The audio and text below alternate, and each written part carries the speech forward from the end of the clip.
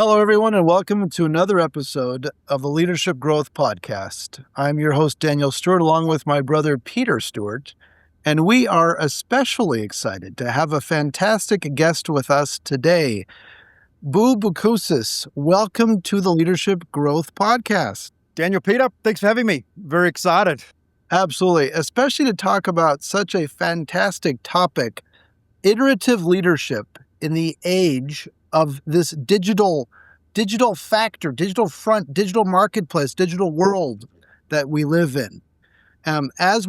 Before we dive into what leadership looks like in this digital age, I just want to share a little bit of background around Boo. So some of you may not even know his first name. So Christian Boucousis is the CEO of Afterburner, a leadership company that has spent the last 30 years bringing fighter pilot precision and execution into business.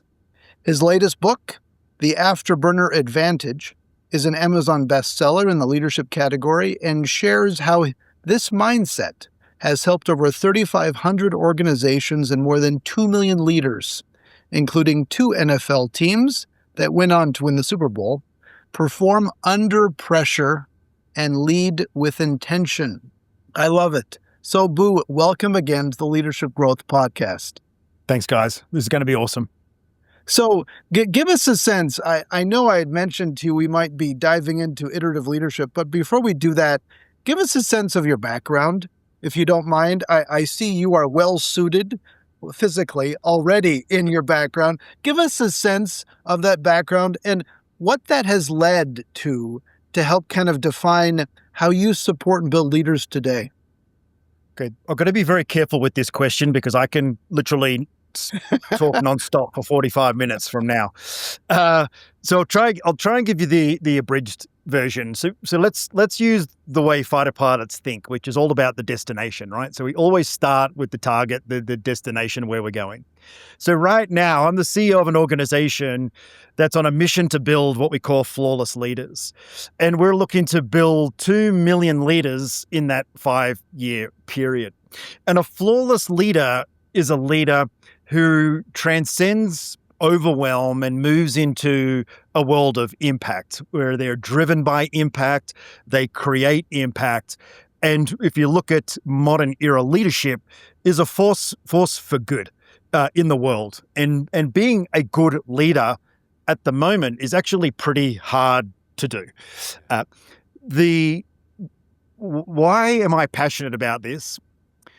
Because my life has been a random cataclysm of events that have got me into this seat right now.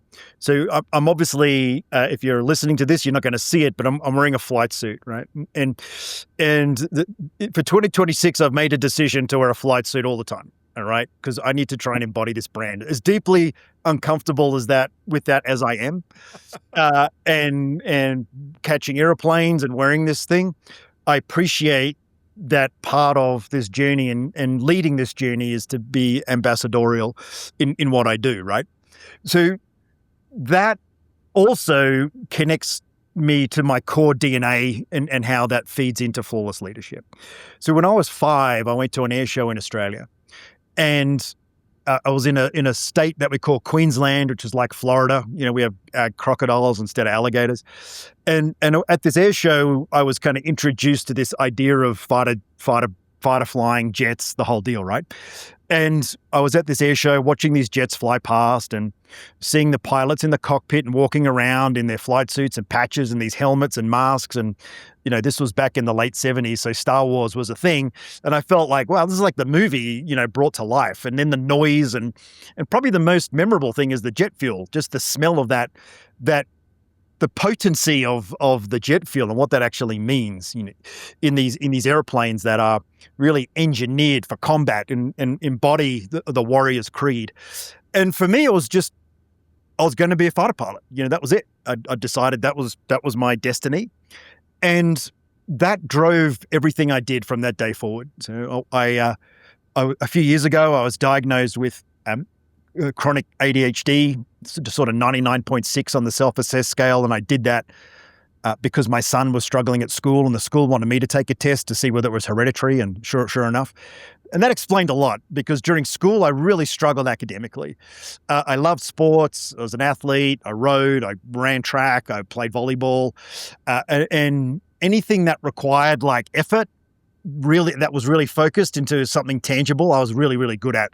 But get me in a chemistry lab or understanding the fundamentals of physics, and I was tuned out, right? But because I had this passion of this destination to become a fighter pilot, it motivated me to do the things that as a jock at school, I didn't want to do. Go to the kids that struggled at school, the lessons after school, and doing the extra yards. And that one-on-one time really helped me.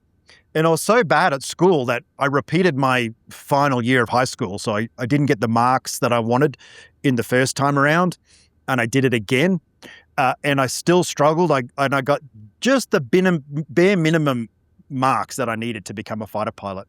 And in Australia, we have a direct entry pathway to be a fighter pilot. We don't have to have a college degree to be a pilot.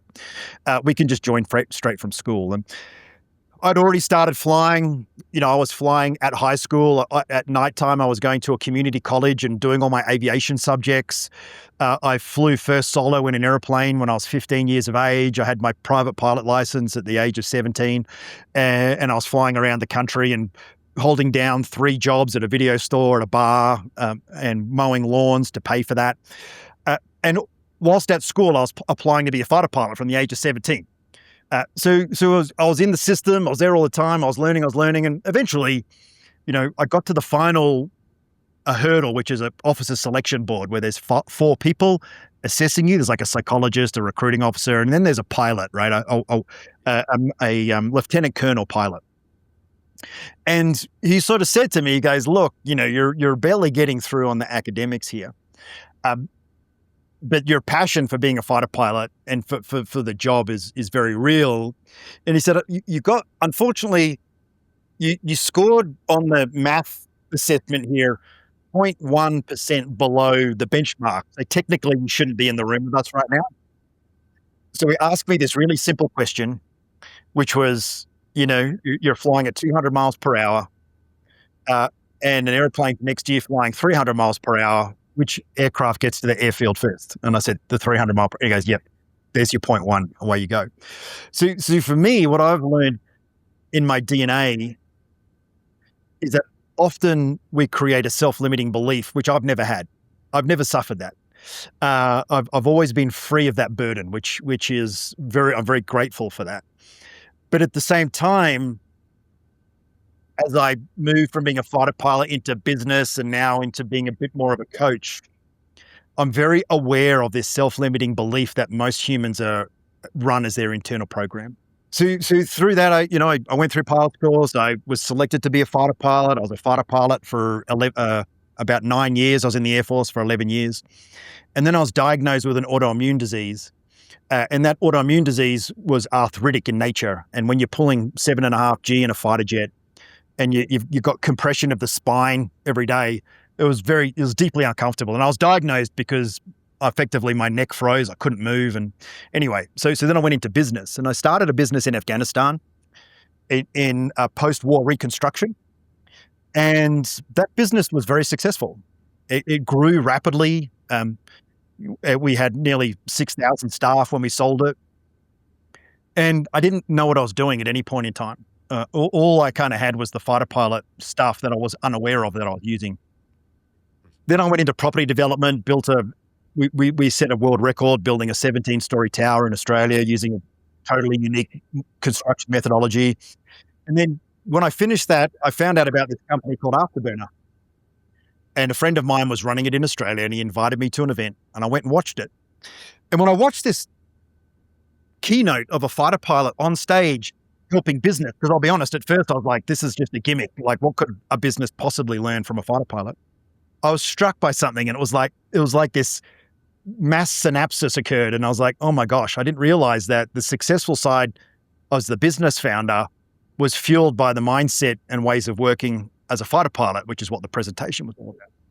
And at that point in time, and this is where the universe creates a pathway for you, right? This mate of mine had been running the company for 11 years. And after that keynote, he said, you know what? I want to join the Air Force. Do you want to take over?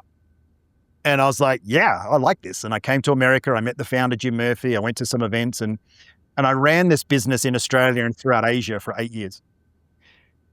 And then 3 years ago, I was on a telephone call with the founder and I'm like, dude, you sound tired. Like, he's been running the company for 27 years. And he goes, man, I'm so over it. I'm done doing this 27. And as a joke, I said, I'll buy the company off you. He's like, give me an offer. And I gave him an offer and I was on the plane 3 months later and within 8 months, I was living in the US where I am now. So there's a lot of destiny in where I am now and what I do. There's a lot of discomfort for me in what I do as well, because there's a lot of very smart people in the world. There's a lot of ideas. There's a lot of leadership. There's a lot of opinions, but I just really believe that the way fighter pilots are trained to lead, the way we're trained to work, the way we're trained to think is without doubt, and I've worked with nearly 400 businesses over the last 10 years, is without doubt the most powerful system that a human being can use to not just be a good leader, but to actually live the life you want and start to bust through a lot of the myths you're telling me about. And that's the fundamental nature of iteration. So when we talk about iterative leadership, when we talk about that word iteration, all it means is what I am today, I can iterate. I can grow a little bit tomorrow. That's a free pass. No one's going to stop me from growing. There's nothing in the world that stops me from trying something new. But what I don't know how to do, because no one's shown me, is how do I do that structurally in a way that I just improve a little tiny bit each day rather than, oh, I want to lose weight. I want to run a marathon. I want to start a $100 million business. I want to run a unicorn. That's all great intention. Yeah. But as a fighter pilot, we have this really unique microcosm where we turn really big, complex things into utterly simple, focused execution each and every day in an environment that's high speed, that's overwhelming, where you're constantly distracted. But yet we manage to successfully win 99% of the time. In life, we successfully achieve our life dreams 8% of the time. In business, strategy sits somewhere between 20 and 50%, depending on what you read. And the missing link to get from 50, even if it's just up to 70%, is just reprogramming your brain a little bit.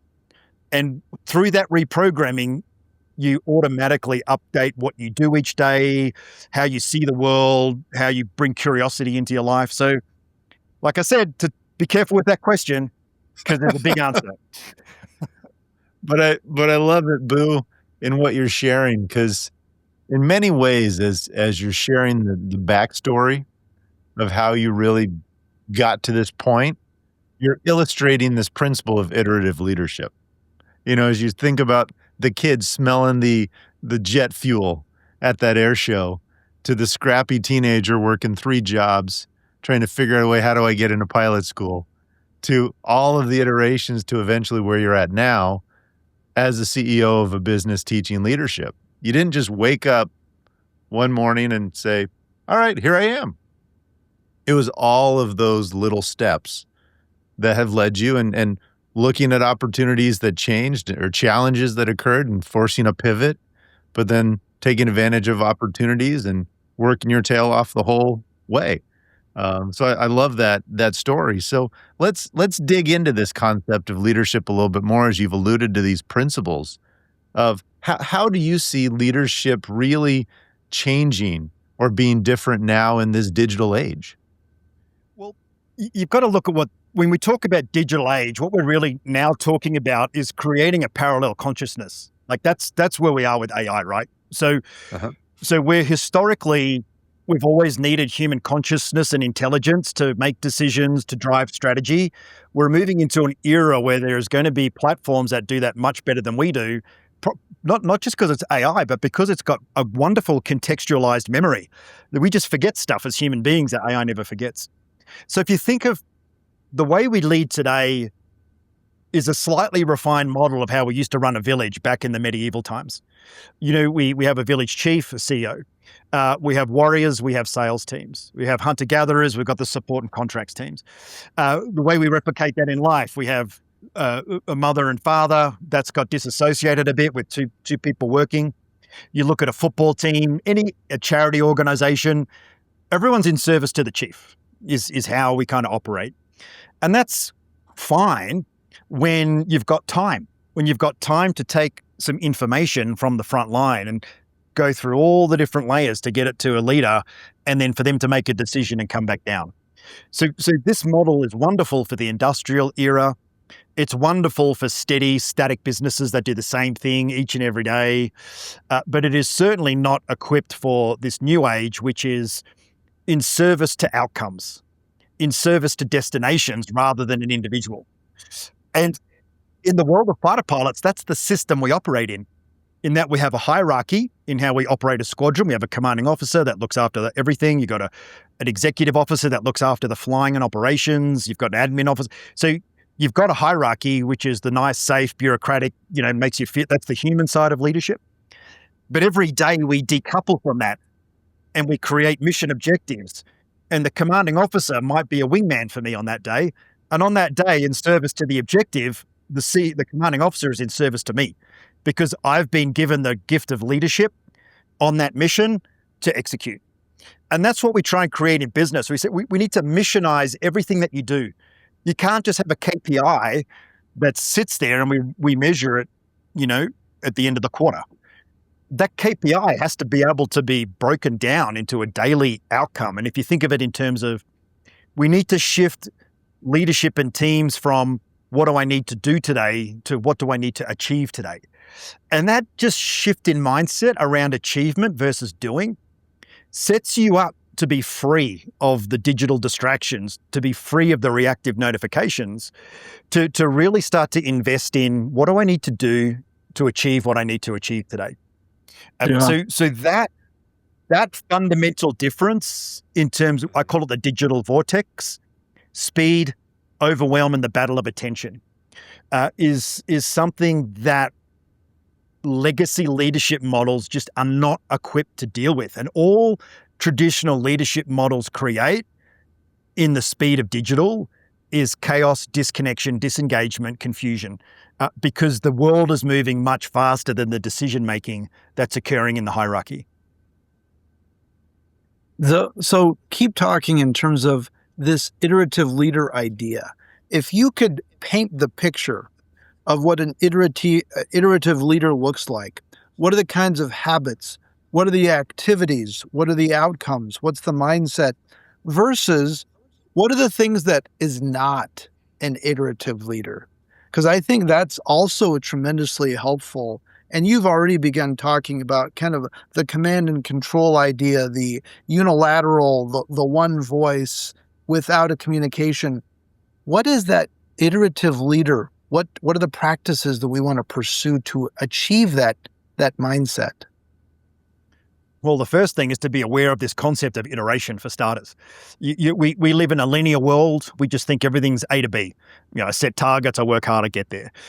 Whereas iteration is, I have a target, I get there or I don't get there, and I ask myself, why did I get there or why didn't I, and what can I do differently tomorrow? So when we talk about iteration, it's bringing the practice of intentional reflection. And when I talk about intentional reflection, I'm saying reflecting in the context of where you're going, not just reflecting for the sake of it.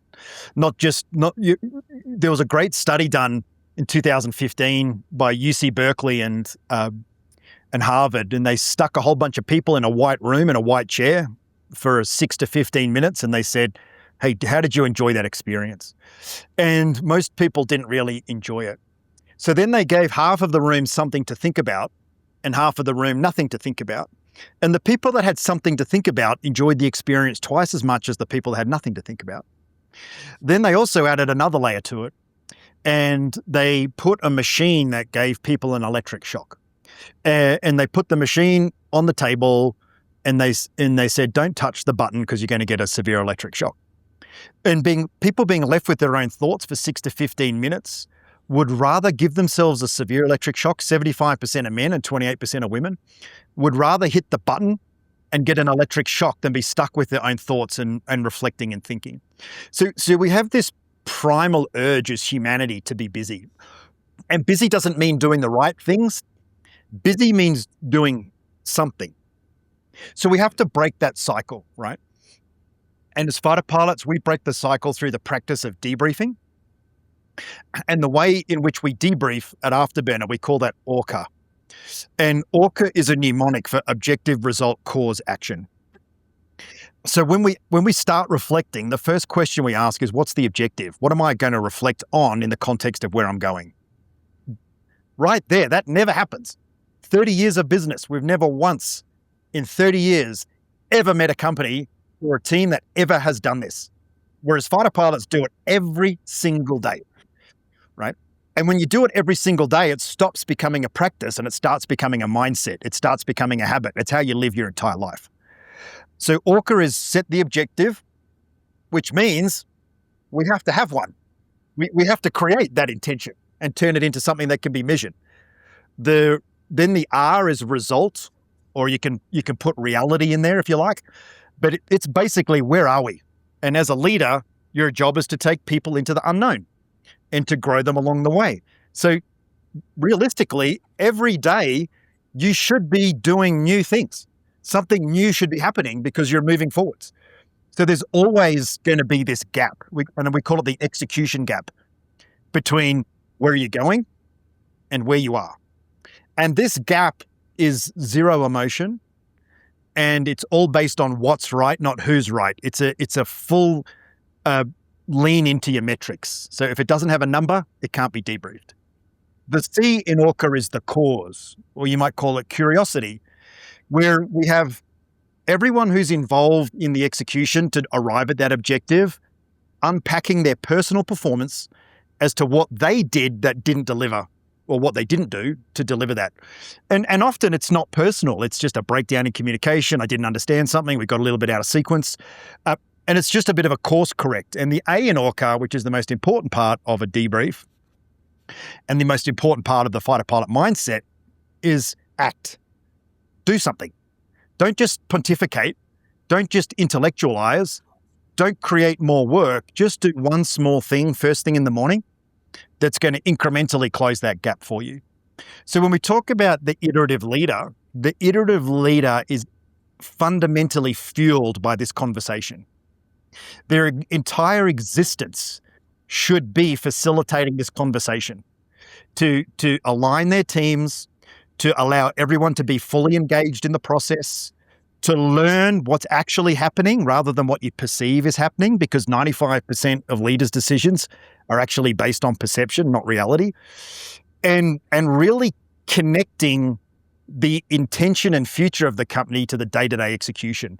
That is the iterative leader. They own that space. They bring the ideas into execution, and they allow the organization the opportunity to have conversations that they've never had before. These are great suggestions, Boo, and good tools. So I'm gonna take the part of the skeptic that might be listening to this, saying, okay, I'm hearing this guy, and he's telling me that I'm supposed to take time to reflect, supposed to implement a new system called ORCA, which sounds nice, and I've got 18 personalities I'm trying to keep track of on my team, and I've got this to do and that to do and that. I don't have time. There's just too much pressure to get all these. What advice do you give to that leader who's saying, this all sounds nice in theory, but how do I actually have time to implement it? I'm already underwater. Yeah, well, you don't have time because you're not debriefing. You're managing chaos. That's why. You're creating the busy. It's on you. So the reason you're busy is because you're not leading effectively. A good leader is not busy. So step one, you're telling yourself a story, and the story makes you feel good, because when you feel busy, you feel good, but you're not effective. So first of all, stop telling yourself the story. Second, I'll give you 75% of your day back if you start thinking and using this as a way to talk, a way to plan, a way to email, I'm going to take your existing time and get you to think differently, speak differently, think differently, that is going to give you all your time back. And I know this happens, and we at Afterburner know this happens, because when we do our embedded programs with leaders, the feedback we get the most is, Boo, I think I'm going to be out of a job. I'm not actually doing anything anymore. And it's like, yeah, you're actually being a leader now. You actually have the big picture. You're actually guiding and empowering your people to do the work. Oh, by the way, in a lot of organizations, they reduce their headcount by 20 to 30%. Because all of a sudden they don't need all the people to do the work, because the work's actually getting done. So and Pete, you're right on the money. That is the first thing everyone says when it says the debriefing sounds good, don't have time. And I'll give it back. We as a team will give you back 75%. You will have meetings that go for 15 minutes, and they'll probably really go for about 8. We will fill your day with time to think, to just focus and just get things done. We're going to remove you from the overwhelmed, chaotic world of the digital era and equip you with the mindset and skill set to actually take disruption and turn it into opportunity. And right now, if you to give you a really topical point, is everyone's struggling with what does a human do? What does an AI agent do? And it's the wrong question to ask. The question to ask is, what does the company need to do in order to get to where we're going? And once we engineer that, let's figure out who's better at doing it, a machine or a human. So it's, again, the way we come at leadership is we come at the problem first, and we do not frame it in the context of what we need to be. In our organization, we saw AI as a thing, right? And we didn't know what that thing was in February. But as we turn into December, we're a fully AI native organization. We've created agents for coaching, for selling, for marketing. And we went from zero AI into a AI native organization and reduced our headcount by 40% in the process, because we were very clear around our destination and we just did the work to figure out how to do it. What you're describing is something we often call leader work.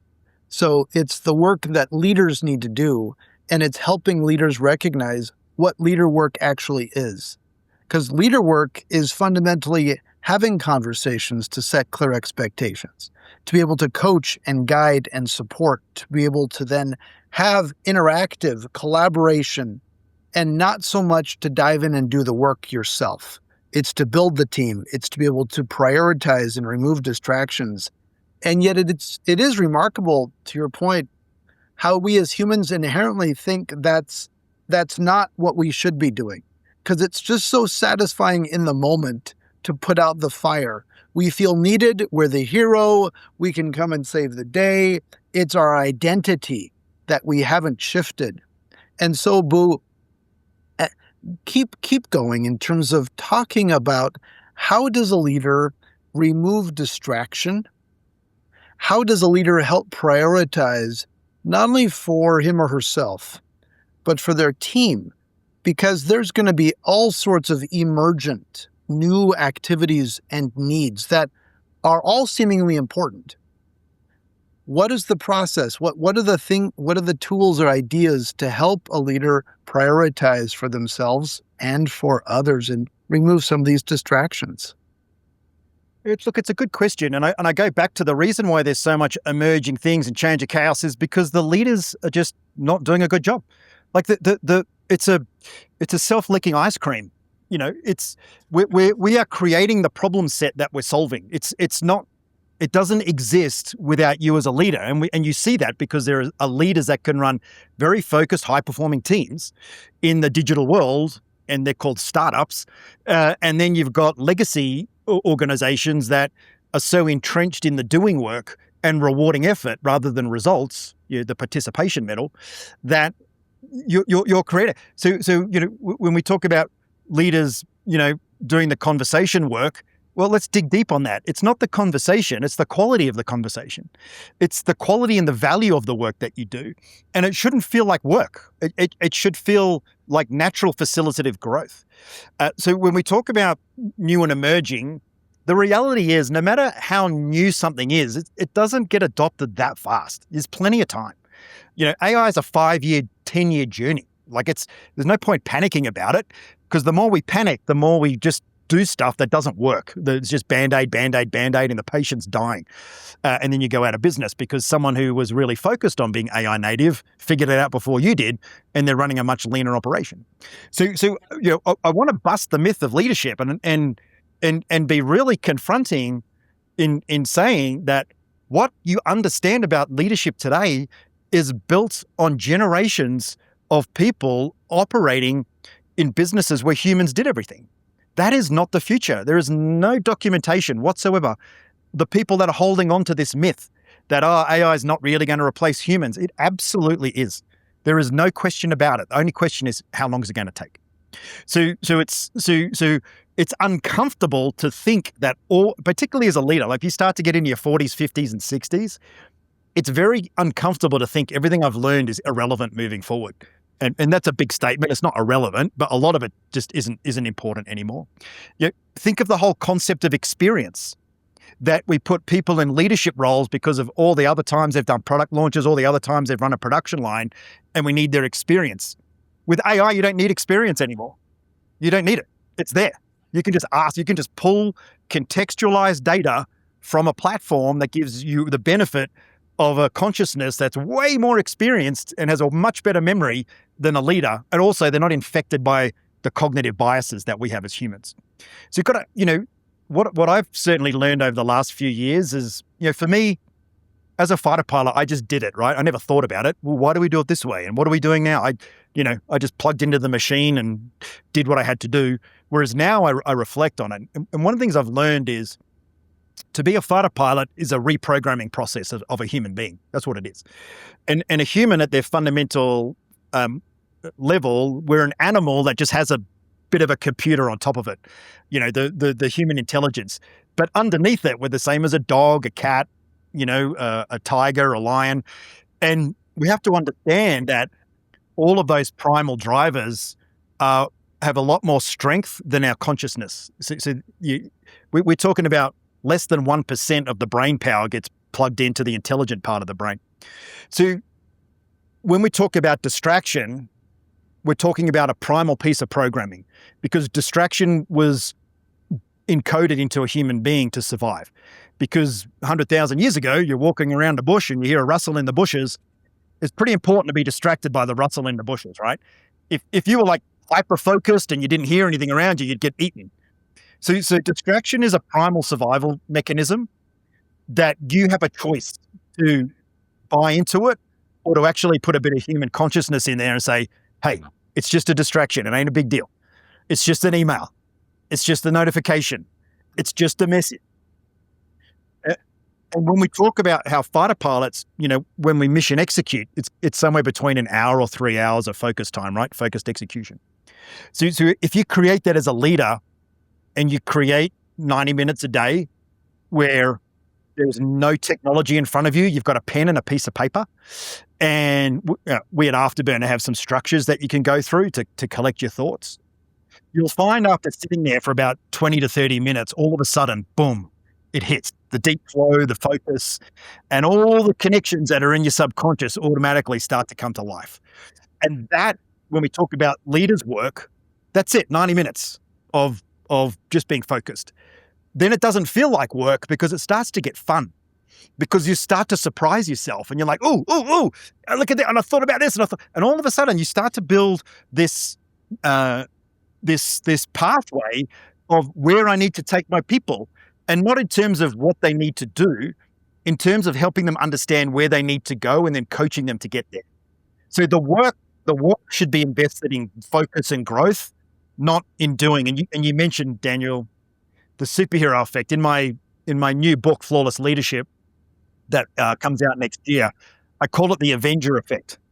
In the way that the human reward system is designed, it's saving the day is a wonderful way to be rewarded. So subconsciously, leaders try and create themselves in the image of Iron Man, where my job is to save the day. And then everyone pats me on the back and says, geez, Boo, lucky you were here. Lucky we had you. Because if you weren't here, everything would have fallen apart. So it's almost demotivating to build a team to defer that reward further down, right? So and the reason the reward system that we're missing is because organizations don't win enough, right? So as fighter pilots, we win every day. We win every mission, 99% of the time. Every now and again, we have a bad day, three, 4 times a year. But we win every day because we map out what winning today looks like. So if a leader can shift from saving the day into designing the wins, then all of a sudden we start to feel good because we're winning all the time. And hey, I'm getting stuff done. I'm moving. My work is actually delivering results. This makes me feel good. It feels less like work now. It feels more like action. So all of these, I mean, I can't really understate the paradigm shift we're looking at here with flawless leadership, like in terms of cognitively, in terms of the action-based, the processes that we use. It is a very new way of showing up as a person, as a human being. Yeah. So let's kind of sum this up in a minute or less, Boo. Minute or less. What's the one thing that a leader should be able to start doing to help become a iterative, effective leader? Debrief. That's it. I'll give it to you in 2 seconds. That's all you need to do. Do nothing else, but every single time before you open your mouth, before you send an email, before you write a PowerPoint presentation, ask yourself, what am I trying to achieve here? What is my objective? And, again, I've done hundreds of these. I've sat in a room, multi-billion-dollar organizations, 50 leaders in a room, and asked them, what is the point of your existence in this business? And no one can answer it. They don't know. And that is a crying shame. It doesn't need to be that way, because all they do is react to the world around them. So what do I do? And we pose the next question is, I bet you just react all day. Is that what you do? And everyone laughs. And they're like, yeah, that's what I do. I just react all day and solve problems all day. Cool. So let's now sit down and spend a few hours designing what a quarterly win looks like, a monthly win looks like, a weekly win looks like, and what is a daily win for you? Like let's really map that out. And let's just define 3 things a day that you're going to achieve. And through that process, all of a sudden you see the weight start to lift off these leaders. The wins just start to come. So I took 2 minutes, but I took 2 minutes to explain the 2 seconds. I hope that's okay. I love it. Boo, thank you. And thank you for being on the Leadership Growth Podcast. This has been fantastic.